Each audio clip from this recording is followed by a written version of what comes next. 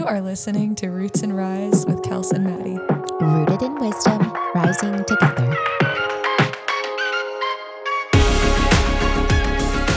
That was good. Okay, we're live. Hey. Okay, today. Caffeine. I know, we really are just like Zooming. We got the Zoom. I've been so sick. Yeah. So sick. Okay, but did you know I have one of my best friends, Renee, in Hawaii. Is she She's sick? sick right now too. How did you give it to her? How?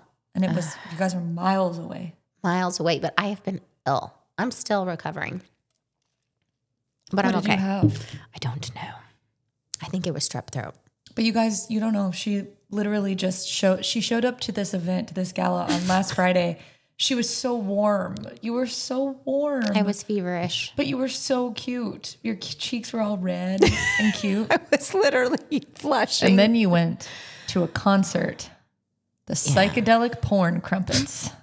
Another concert that I attended with my husband because for better or for worse, you know, I will say though, I attended for him because when I said, hey, Kelsey has this thing on Friday, I really want to go. He was like, yeah, absolutely. No questions asked, even though he had already had these tickets bought for like 6 months. That's really sweet. And so I was like, okay, we're rallying. I have to go. We only went for like 30 minutes. Let's talk about this though, Andrew. You said that they are like a mix between the Kings of Leon and none of the descriptions like he gave Hosier? us were correct. Okay, what were they like? They were heavy metal. Oh my God, that is not the Kings of Leon. There was like a warning about the strobe lights, and then there was all these. God, like you literally went in business casual. Both of you literally went. We had to change clothes. Okay, I was literally like, you were wearing a business casual suit. I was wearing a blazer. You were wearing a blazer.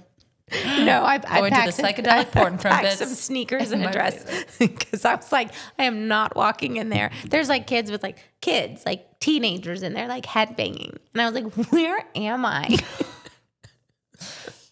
I really feel that this is something I've deemed our home a home that welcomes those who enjoy the porn crumpets, because I just feel like that name. It's so bad. Andrew wanted to get a poster, and I was like, before you even try, absolutely not. That is not hanging in our home. Our girls can read. They can read, and there's a lot there. It's like, oh yeah, there's a lot to discover. You could hang a flag though in the gym. A porn crumpet flag. There's so much that describes just the general walk of life in that name of a band. So today, in honor of the psychedelic porn crumpets, we're going to give you advice. LOL. LOL. Okay, we were talking about like shorter episode themes that we could talk about. And one of the things that we want to discuss are things that you know, like advice the best advice we've been given. I think that you usually give the best advice, but there's a couple of topics. So what advice would we give? Let's start with this one. Would you give to your 20-year-old self? Well, to tag on to what we were just talking about, I feel like when I was in my 20s, I didn't know who I was. I didn't have I like to have I feel like every person kind of has a theme.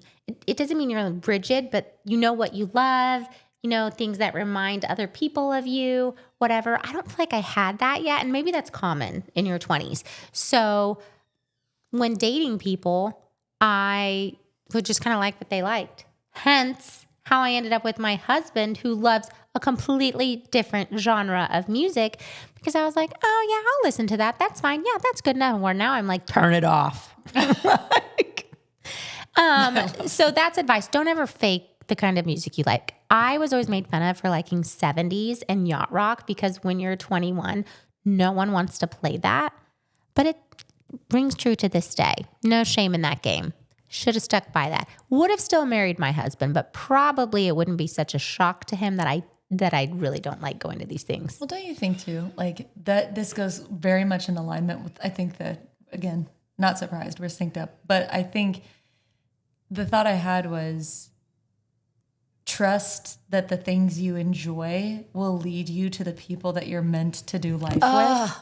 Yes. You know, like you don't really need to fit the square peg into the round hole, when that is really like if you're a square peg, there's a lot of square holes all over the place that you like end up, you'll end up finding. That's such a strange reference. But I'm referencing the movie The Holiday. Thank you, Kate Winslet. Yes. I know, love it. It's the best movie ever. But I'm thinking like, I too pretended to like Drake for a whole calendar year of my college experience, and it was literally the worst year ever because I was like, I don't like this. I don't like this. I don't. He's like turning on slow jams. You're like, oh, it no. sucked. It sucked so bad because I was like, you are like. I already got some of that sad girl vibe, and Drake is like a sad boy, but he's like also Oh my not. God, he is. He's a sad boy that He's like a sad whiny I think boy. has ego problems. He's not a sad boy that like is aware of himself. He's sad, Yeah. and he's like, you know what I mean? He's, I know. He's a sad, pretending- entitled boy. Exactly. Yes. No offense to you, but like therapy would help you, Drake. So here's my thing. Here's my deal. Is that I'm like, I feel that right in alignment with that, you got to trust what you like and that it's going to lead you to the right people. That is so good. It's good. It's good because it's like, I was talking about one of my besties, Erin. I know you listen to this, so I love you, Bear. But she and I were talking this morning about how she is teaching or was sort of doing a presentation for OCU NYC Showcase. Yes. And so she's one of the Broadway stars that's like a guest that's kind of talking to the seniors that are graduating. And she was like, they're so sweet and they're green and they remind me of me. She was like, I wonder what I was like. I was like, Bear, you were so grounded even then, but I can assure you I was the exact opposite of grounded. Like I can still sense how flighty that feeling is of not knowing where you're going. Yes. And I think back and I even told her that this is so weird we're talking about this right now. This morning I was like, I wish to some degree that, and I wouldn't change anything now because it's landed me here. And so I'm grateful. I'm beyond grateful. But I wish I had known then what I know now in some capacity because I love theater. I would have pursued that with my whole heart, knowing that an actor on stage doing straight plays, you're probably not going to make a lot of money. You're probably not going to be uber successful. There's not going to be a lot of people that know your name. But you're going to really love the work that you're doing if that's what your heart's called to. Mm-hmm. And boy, was my heart called to it. And I just was like, but I got to make a name for myself and I got to make money and I got to be somebody. So I got to do film and television. And it didn't have the same, it did not resonate the same. And I wish I had there is that, not necessarily regret, but it's something I can't wait to teach my daughters. Yes. That when something is true for you, baby, chase it. Chase Love it. It's live a it. feeling. Yes. Right? That there's this feeling deep in you. And the way I was describing it actually the other day, two of my girls had an argument and I was talking to one of them about there's this part of you that's the ego and it does what it wants. And then there's a part of you deep down that's the knowing and that's God. And a lot of times you don't want to listen to it even though you know it's there. Because your ego is telling you, well, this, and it can justify and it can make everything better for simply you. But that deep part of you that's saying, you know what's right, always leads to greatness. Yes. Yes. And so I was like, that's God deep in you. That's his spirit. That's his light. And the more you follow that voice, the bigger your life gets and it helps illuminate the path for you. And I was just like, I wish I'd known that. I think that we're supposed to walk in error to get where we are now. But I wish that I had a knowing that there is a light in me that can show me where to go. It's not me, it's God, but that there's a compass. And it's funny because I don't know if we're actually even supposed to know. We don't know what we don't know in that age range. But in your 20s, it's funny because even as a faith-driven person in my 20s, I still was just like, why does it feel so uncomfortable right now? Would you go back to your 20s? Never in a million years. I mean, there are days I would revisit because I got married in my 20s. I had my first child in my 20s. And I think that there are days I would review. Yeah. But actually thinking on this now, this week has been very nostalgic. Maybe I walked in and Maddie was like, how are we feeling today? Because I think my energy can kind of wax and wane due to the seasons. And right now I'm nostalgic because there are a lot of things I wish that I had the wisdom to know the difference. Right. I wish I had the wisdom on when to walk away from a situation rather than stay in it for way too long. And I wish there's a lot of wishes. And yet what God continues to affirm in me is actually those were lessons that had to be learned in order to teach my girls something, because we're in the business of breaking cycles. And so what I did not do, there's one specific story. I don't want to be so general because I really want you all to know, I think this will be helpful, but there was a boy once upon a time, and it was a relationship that was not good. It was not good, and yet I pursued it for ulterior motives. He was connected to a family that I loved very much, and I wanted to be a part of that family. Yeah. And so I chased that relationship in order to sink my ship with that family. And what I know now is you were playing with fire and you didn't realize it. And also there's nothing you could have done to make that family choose you over their own blood. Like they were not, you know what I mean? Like that's just, there's nothing you could have done. Yeah. And it doesn't mean that there wasn't love and there wasn't joy and there wasn't good moments. But I think back on the moment I made the decision, and I remember God being there. I remember it. I remember like the feeling of God being like, I could feel this tug of like, not necessarily a no or a don't, because I follow those pretty distinctly. Yeah. But it was like a fork in the road. Like if you make this choice, there are consequences that come with this choice, as there are consequences with not making that choice. Huh. But I think on that moment a lot. Yeah. And I think like it's one of those pivotal moments. And I think I'm grateful that I learned it for my girls. Yeah. So that they don't have to learn it for the first time. That they'll have somebody who's been there, done that, and they're not alone. Yeah. I think absolutely. I couldn't agree with that more. I think the 20s for me personally, and I think for a lot of women who I've talked with, are kind of just that hot mess of a decade, right? Like I feel like I did not know who I was, and I was always in a rush for the next thing, because all throughout your young life, it's like this milestone, okay, now college, now graduate college, now get married, now have kids, now have like jobs, graduations, this, that. We always had something big that we were chasing, especially with Andrew's career. It was always like, okay, every 4 years, like, are we going to move? Where are you going to get accepted? Blah, blah, blah. And I really feel like I was just never knowing who I was or what I stood for. And I really wish that I would have had more confidence in who I was before I got married. Yeah. I think it would have helped my relationship a lot more in the beginning.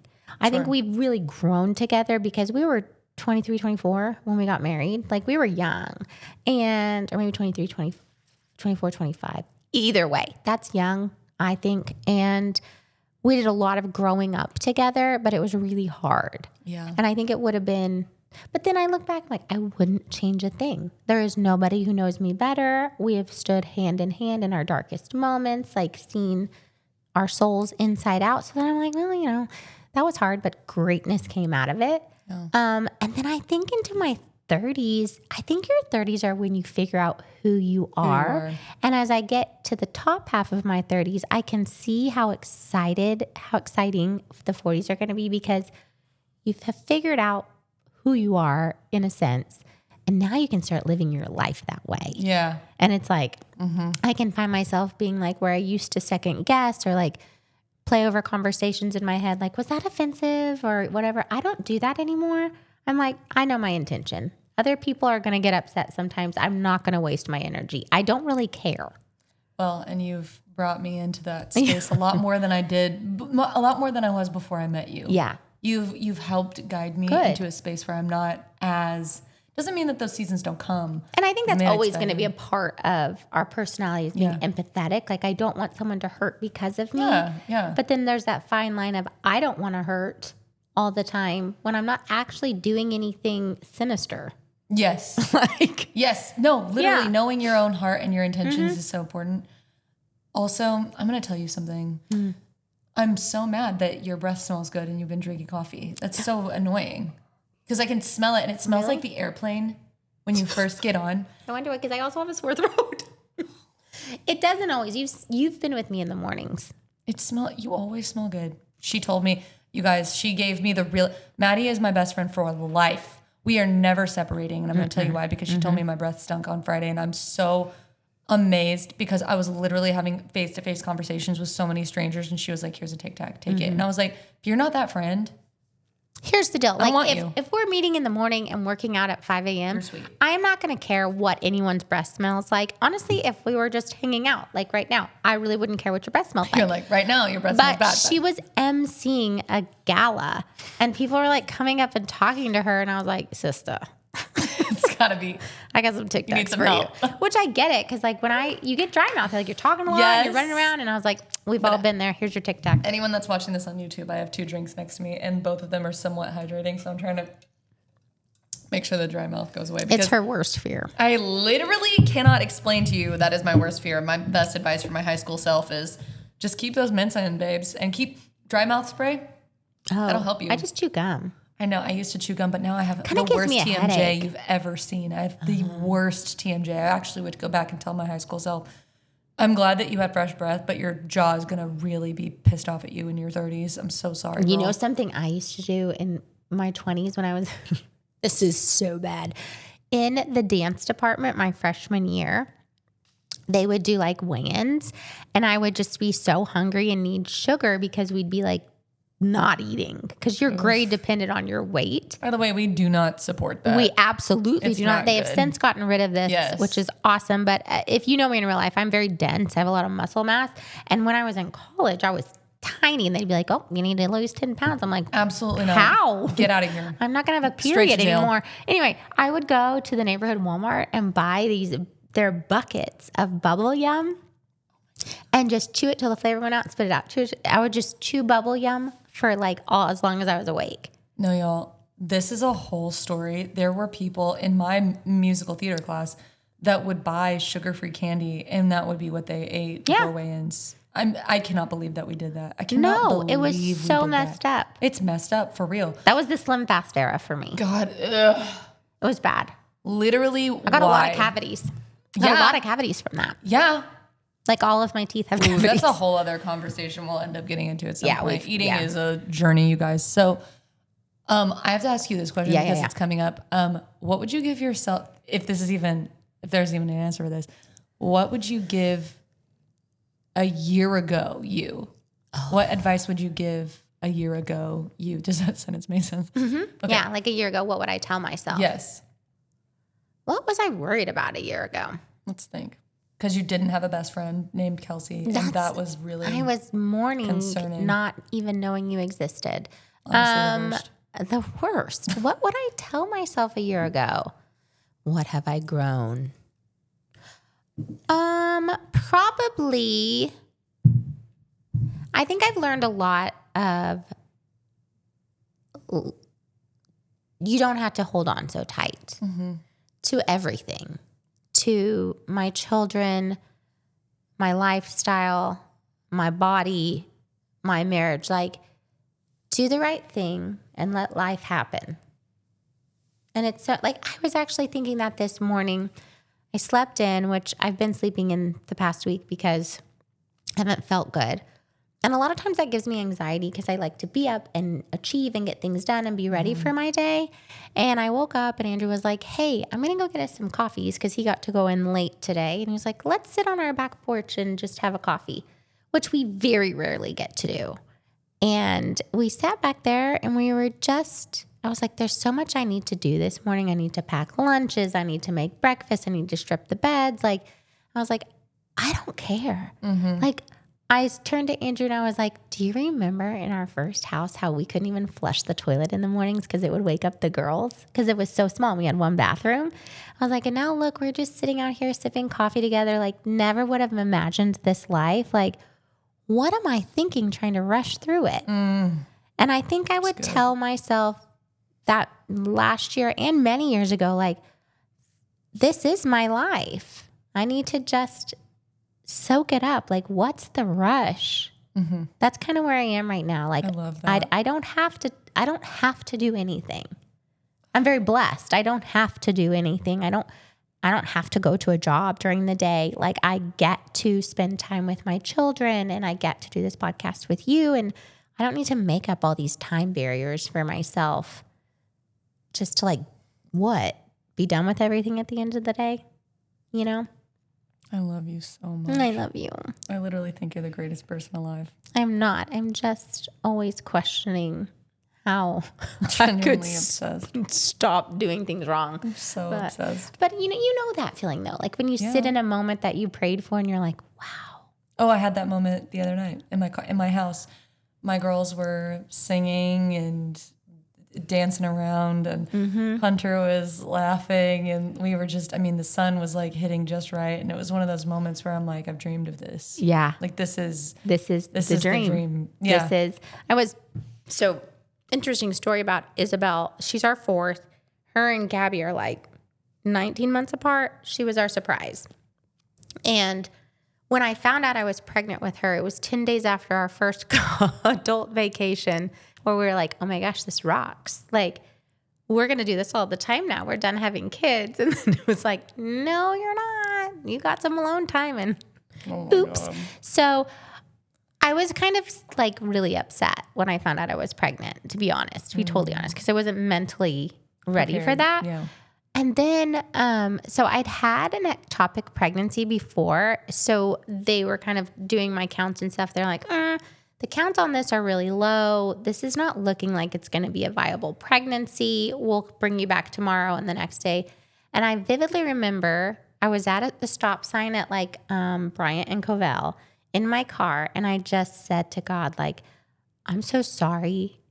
I want this baby. I'm so sorry that I was sad. Like, I want, please.